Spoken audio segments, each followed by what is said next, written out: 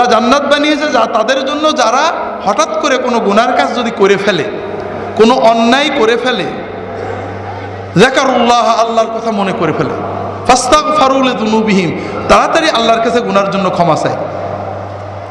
আর আল্লাহ ছাড়া কে ক্ষমা করবে? আলাম ইসরু আলা মা ফাআলু, তারা ওই গুনাহটা কন্টিনিউ করে না, আজ করলাম, কাল করলাম, পরশু করলাম, এরকম করে না, তাড়াতাড়ি তওবা করে। যারা গুনাহ করলে তাড়াতাড়ি তওবা করে, গুনার উপরে ইসরার করে না, গুনাহকে কন্টিনিউ করে না, তাদের জন্য আল্লাহ জান্নাত বানিয়ে রেখেছেন। আল্লাহ অন্য আয়াতে বলেছেন,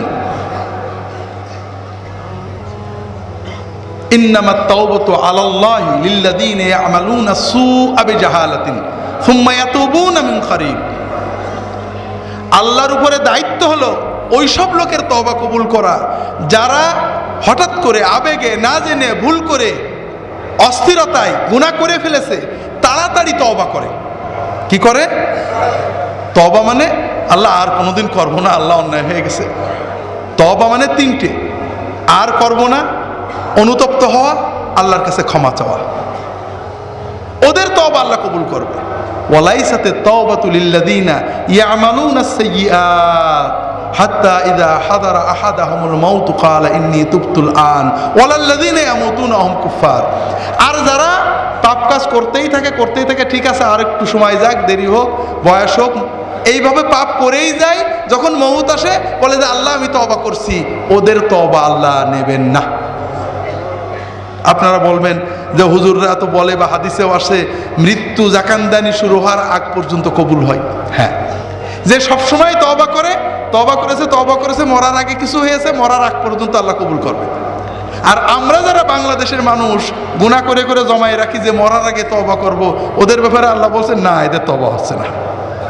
কাজেই আল্লাহর রস্তে বলি, গুনাহ জমায় রেখেন না ভাইরা, প্রতিদিন তওবা করবেন, দ্রুত তওবা করবেন, নিয়ত করবেন আল্লাহ আর আমি করব না, চেষ্টা করবেন, আবার যদি কোনো হয়ে যায় আবার তওবা করবেন, গুনাহ জমিয়ে রাখবেন না। আল্লাহ তৌফিক দান করুন, আমিন। যেটা বলছিলাম ভাইরা, তাহলে আমরা যেহেতু পরের গুনার কথা চিন্তা করি, এই জন্য আমরা ক্ষতিগ্রস্ত হচ্ছি, ঠিক না ভাই? আল্লাহ তাআলা আমাদেরকে সহি সমাজ দান করুন, আমিন। যেটা বলছিলাম ভাইরা, মন্ত্রী, মিনিস্টার, জজ, ব্যারিস্টার কি আমাদের ওয়াজ শুনতে আসে নাকি? যে তারা দোজখে গেল কি বেহেশতে গেলেও চিন্তা করে, আমাদের কোনো লাভ আছে? আমরা কোথায় গেলাম দেখেন, আমাদেরও তো দায়িত্ব আছে, আমাদের দায়িত্ব আছে না? কিছু না থাক, পরিবার তো আছে, স্ত্রীর প্রতি দায়িত্ব, ছেলে মেয়ের প্রতি দায়িত্ব, এগুলো আমাদের ফরজ দায়িত্ব ভাইরা, এগুলোর দিকে খেয়াল রাখতে হবে। ছেলে মেয়েদের সমান চোখে দেখা, সমান হাদিয়ে দেওয়া। আমরা বেঁচে থাকতে মেয়েদেরকে কম দিয়ে অবহেলা করি, মরার আগে সম্পত্তি মেয়েদের না দিয়ে ছেলেদের লিখে দিই, আছে নাকি বাংলাদেশে? হাজরিন, আজীবন তো গুনাহ করেছেন, মরার আগে আল্লাহর আইন অপছন্দ করে, আল্লাহর আইন ক্যান্সেল করে শয়তানের আইনে সই করে গেলেন। ঈমান নিয়ে গেলেন না রেখে গেলেন? ঈমান থাকলো না। আপনার সম্পত্তি আপনার মৃত্যুর পরে ছেলেই পাক আর মেয়েই পাক, আপনার কোনো লাভ লস আছে?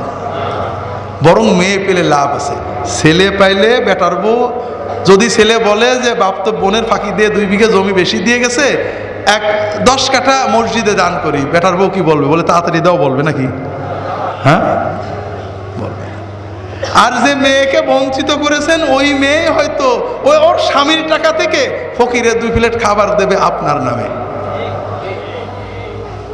কাজেই খুব সাবধান, খুব সাবধান। এর বিপরীতে একটা জিনিস আছে, এটা লম্বা বলা যাবে না। আজকাল আবার নারীবাদীরা বলছেন যে ছেলে মেয়েকে সমান দিতে হবে, আছে না নেই? হাজরিন, হ্যাঁ, ইসলামে টোটাল ব্যবস্থাকে যদি ভেঙে দেন সেটা অন্য কথা। ইউরোপে, আমেরিকাতে, ইহুদি খ্রিস্টান ধর্মে এবং হিন্দু ধর্মেও মেয়েদের কোনো অধিকার ছিল না। ধর্ম তাদের কিছুই দিইনি, টোটালি বঞ্চিত করেছে। বাইবেলের নির্দেশ হলো কেউ মারা গেলে শুধুমাত্র তার পুরুষ সন্তানেরা সম্পত্তি পাবে, মেয়েরা পাবে না। তবে যদি কারোর পুরুষ সন্তান না থাকে, ছেলে সন্তান না থাকে, তাহলে মেয়েরা পাবে। শর্ত হলো ওই মেয়েরা চাচাতো ভাইদের সাথে বিয়ে করতে বাধ্য। কথা বুঝতে পেরেছেন? এরপরেও যদি কোনো মেয়ে বাপের কিছু পায়নি, নিজে খাইটে পিটে 2 লাখ টাকা কামাই করেছে, বিয়ের সঙ্গে সঙ্গে মেয়ের সম্পত্তিটা স্বামীর আওতায় চলে যাবে। স্বামীর বিনা অনুমতিতে সে সম্পত্তি খরচ করতে পারবে না, আর স্বামী ইচ্ছা করলে বউয়ের অনুমতি ছাড়াই খরচ করতে পারবে। এজন্য ইউরোপে, আমেরিকায় দীর্ঘ 1-150 বছর ধরে মেয়েরা আন্দোলন করেছেন, সংগ্রাম করেছেন, মানুষেরা তাদের কিছু দেওয়ার চেষ্টা করেছে, ভালো নিয়েতেই করেছে। কিন্তু ভালো করতে করতে খারাপ হয়ে গেছে, কারণ মানুষ যত ভালো নিয়েতেই করে ভালো হয় না, আর আল্লাহর আইন সবসময় ভালো। আমি উদাহরণ দিব, আজব দাবি করছি না। ইউরোপে, আমেরিকাতে বর্তমানে আমি একবার এক স্টাডি করছিলাম, এনকার্টা এনসাইক্লোপিডিয়াতে, ফ্যামিলিতে ক্লিক করলাম। সম্ভবত 1980-র দিকে আমেরিকার প্রায় 80% লোক ফ্যামিলির আওতায় ছিল, যারা পরিবার, বিয়ে শাদী করেছে, ছেলে মেয়ে আছে। 80 বা 90 আমার ঠিক মনে আসছে না। 2000 সাল যাইতে যাইতে দেখা গেল প্রায় 40% মানুষ বিয়ে শাদী নেই, ফ্যামিলি নেই, পরিবারবিহীন বাস করে। এরা পশুর মতো জীবনযাপন করে এবং পরিবারবিহীনভাবেই চলে যায়। কথা বুঝতে পেরেছেন? এবং এটা বাড়ছে সারা ইউরোপে, আমেরিকাতে। বিবাহ না করা, করলে বিবাহ বিচ্ছেদ হওয়া, সন্তান নেই, পরিবার নেই, পশুর মতো বাঁচে, একসময় মরে যায়। এতে দুটো ক্ষতি হচ্ছে। একটা তো ওই ব্যক্তি নিজের জীবনকে ধ্বংস করছেন, সবচেয়ে বড় ক্ষতি হচ্ছে দেশ জাতির। আমি একটা আর্টিকেল পড়লাম আমাদের দেশের দ্য ইন্ডিপেন্ডেন্ট নামক একটা ইংরেজি পত্রিকায়। আর্টিকেলটার নাম হলো এন্ড অব ইউরোপ, ইউরোপের সমাপ্তি, ধ্বংস। আর্টিকেলটা লিখেছেন ব্রাসেলসের একটা অর্গানাইজেশন, ফ্রেন্ডস অব ইউরোপ, এর সেক্রেটারি। এর খোলাসা কথা হলো, ইউরোপের দেশগুলো যারা জানেন প্রায় সবই ওয়েলফেয়ার স্টেট, আমেরিকার মতো পিওর পুঁজিবাদী না। এখানে নাগরিকদের দিকে খুব লক্ষ্য দেওয়া হয়। নাগরিকদের পেনশনের পরে চিকিৎসা, কোটি টাকার চিকিৎসা, খাওয়া দাওয়া সব সরকারের উপরে, ব্যাপক পেনশন দেওয়া হয় এবং সব কিছু ফ্রি। এছাড়া ছেলে পেলে হলে তাদের ভাতা, বিভিন্ন রকমের সুবিধা দেওয়া হয়। তিনি লেখছেন যে আমাদের ইউরোপের দেশগুলোতে পেনশন গ্রহীতা বাড়ছে, অর্থাৎ প্রতি বছর অনেক দেশ পেনশনের সময় কমিয়ে দিয়েছে। জনগণের দিকে তাকিয়ে 60 ছিল 55 করেছে, 50 করেছে। 50-55 বছরে রিটায়ার করে একটা লোক চলে যাচ্ছে, ও যতদিন না মরবে সব খরচ সরকারের। আর মুশকিল হলো আয়ু বেড়ে যাচ্ছে। বোঝেননি কথা? বুঝতে পারছেন না? পেনশন যারা নিচ্ছে তারা সহজে আর মরছে না, সরকারের ফান্ড কমছে। এখন ট্যাক্স পেয়ার আর পাওয়া যাচ্ছে না। যারা ট্যাক্স দেবে, এই পেনশন দেবে সরকার কোথার থেকে? জনগণের ট্যাক্স নিয়ে তো। কারণ 18-20 বয়সের যারা কর্মে ঢুকবে, যুবক, এই রকম যুবক ইউরোপে পাওয়া যাচ্ছে না।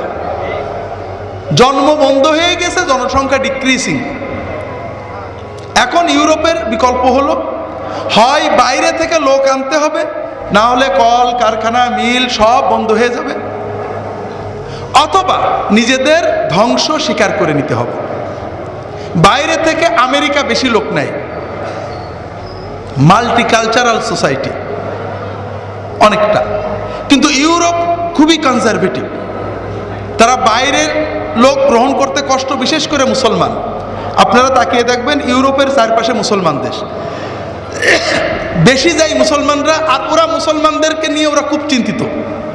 কারণ মুসলমানরা ইউরোপিয়ান সমাজে মার্জ হয় না, মিশে যায় না, মার্জ হয় না, মানে তাদের মতো মদ খায় না, তাদের মতো নাচে না, তাদের মতো বেহায়াপনা করে না, তাদের মতো পশুর মতো জীবনযাপন করে না।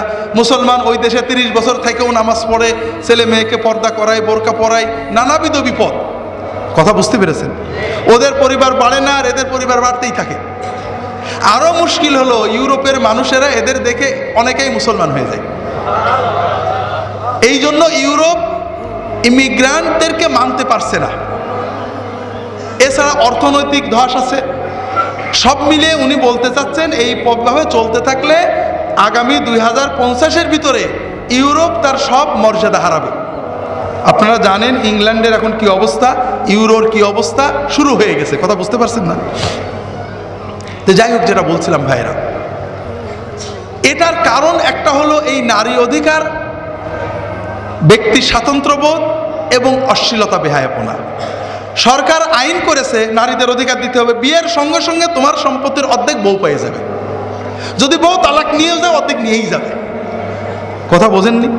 আইনটা খুব ভালো নিয়েতেই করা যে মেয়েরা অধিকার পাক, কিন্তু কামটা হয়েছে এখন দেশ জাতি ধ্বংস হচ্ছে, কেউ ভয়ে বিয়ে করতে চায় না।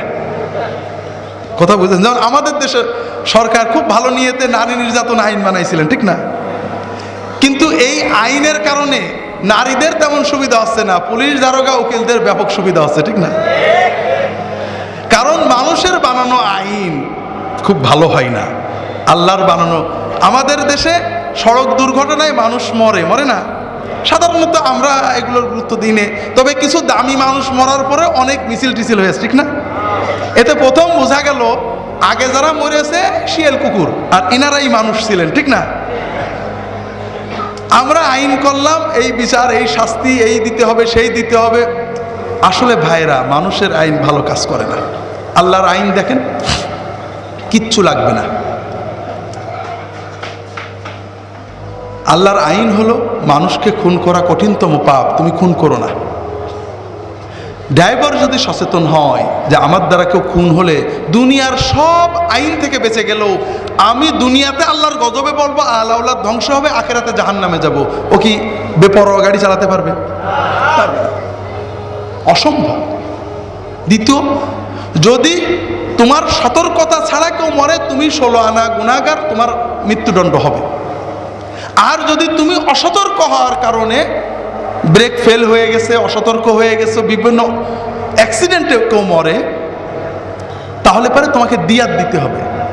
দিয়াত মানে 100 উটের দাম।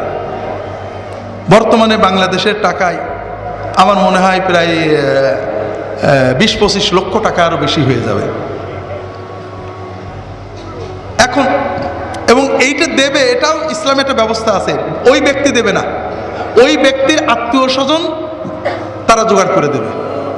দেখেন, যে ভুল করে খুন করলো, যে নিহত হলো, তার জন্য অন্তত তাকে তো ফিরিয়ে পাওয়া যাবে না, তার আওলাদরা যেন অন্তত বেঁচে থাকার মতো সম্বল পায়, এজন্য একটা ক্ষতিপূরণের ব্যবস্থা হলো, ঠিক না?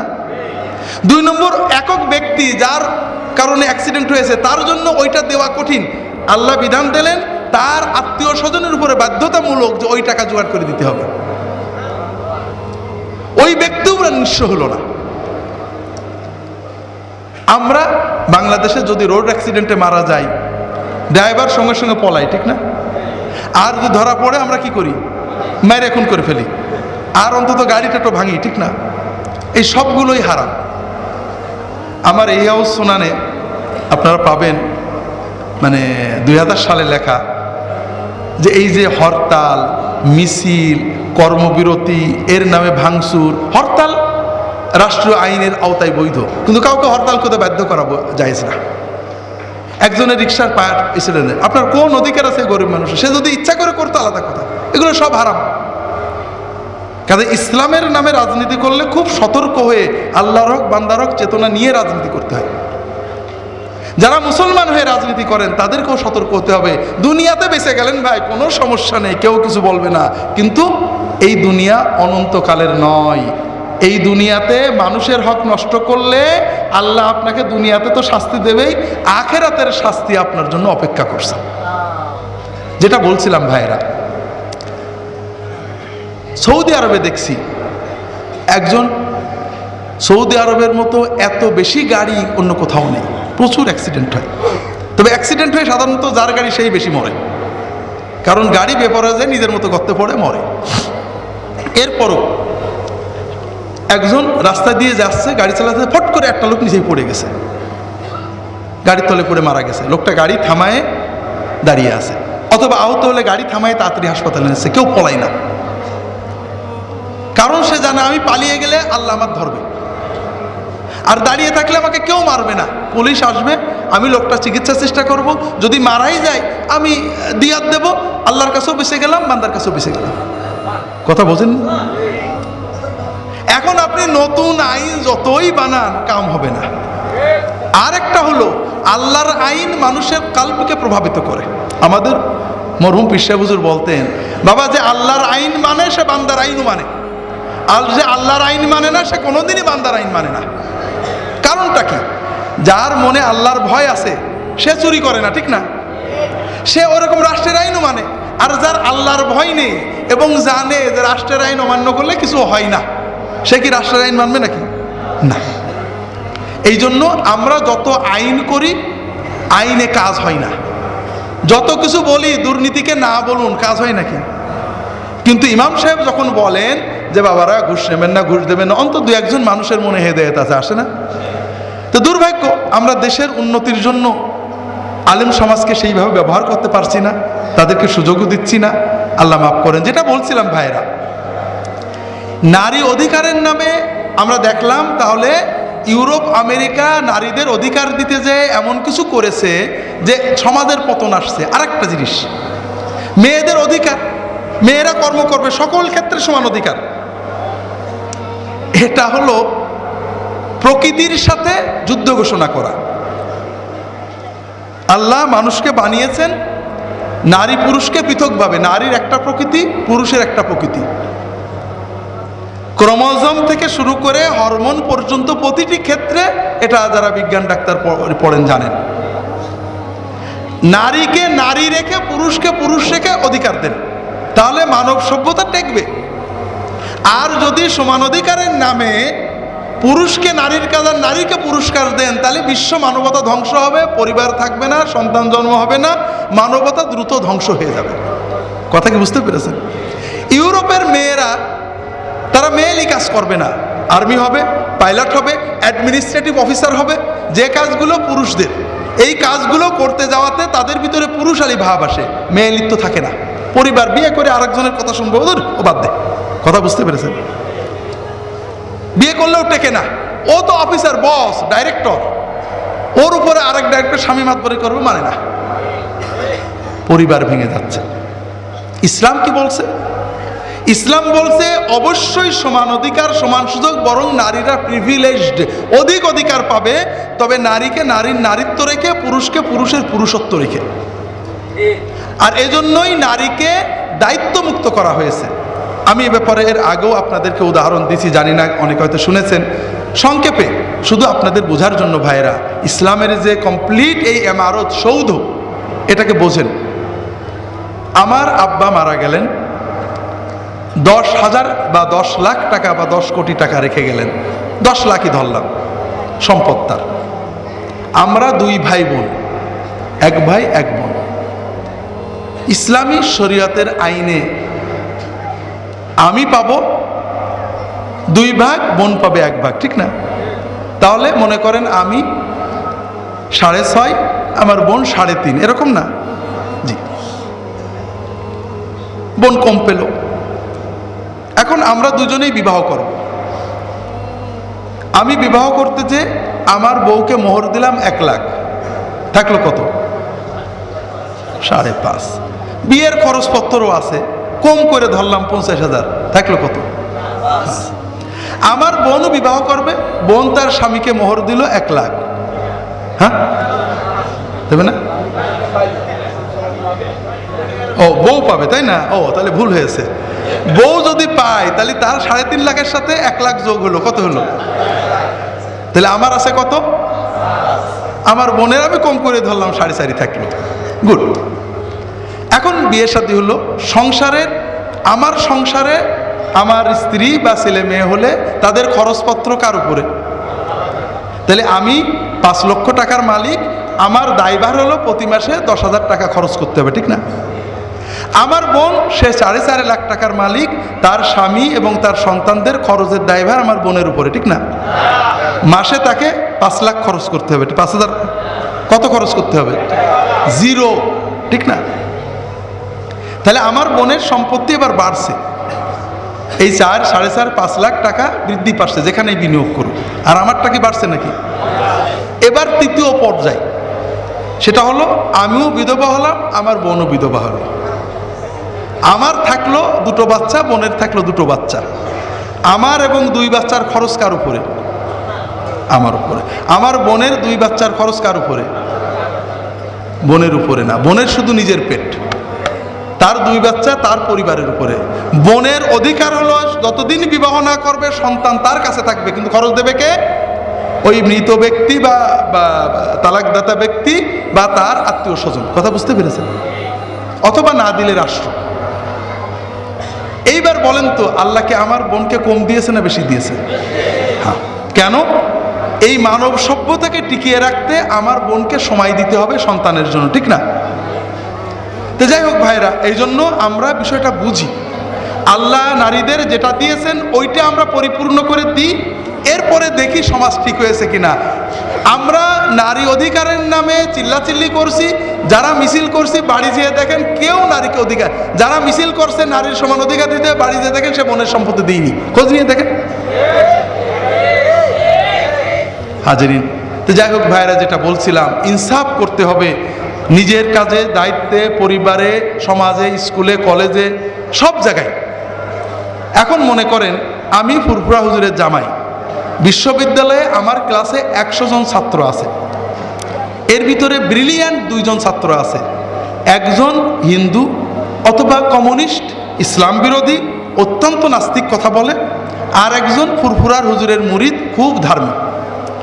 দুজনেই পরীক্ষা দিয়েছে, দুজনেই ভালো রেজাল্ট করেছে, কিন্তু বিচারে দেখা যাচ্ছে ওই নাস্তিক ছেলেটা বা অমুসলিম ছেলেটা ফার্স্ট হয়ে যাচ্ছে। আমি চিন্তা করলাম যে এ যদি ফার্স্ট হয় ও প্রফেসর হবে, ইসলামের ক্ষতি করবে, কাজেই আমি এই আল্লাহওয়ালা ছেলেটাকে 5টা নাম্বার বাড়িয়ে দিই, তাতে আমার সওয়াব হবে, ঠিক না? কি হবে? জুলুম হবে, গুনাহ হবে, বেইনসাফি হবে।